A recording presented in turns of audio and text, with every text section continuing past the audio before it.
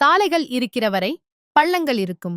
இது பாஜக அமைச்சரின் வார்த்தை. ஏனெனில் சாலை இருக்கிறது என்றால் அதுல ஒரு சில பள்ளங்கள் இருக்கிறது சாதாரணமாம். கேட்டிங்களா? மத்திய பிரதேசம் பிடபிள்யூடி அமைச்சர் ராகேஷ் சிங் நேரடியா சொன்னாரு, சாலையில பள்ளங்கள் இருந்தால் நாங்கள் எதுவும் செய்ய முடியாது. உங்களுக்கு வரதிலும் போறதிலும் பிரச்சனை இருக்குன்னா வீட்ல இருந்துக்கோங்கன்னு சொல்றாரு. சில நாள்களுக்கு முன்பே நிதின் கட்கரி சொன்னாரு, மக்கள் சாலைக்கு ஏன் வெளியே வருகிறார்கள், போக்குவரத்து நெரிசல் வந்தே தீரும் என்று. இது இங்கேயே முடியல.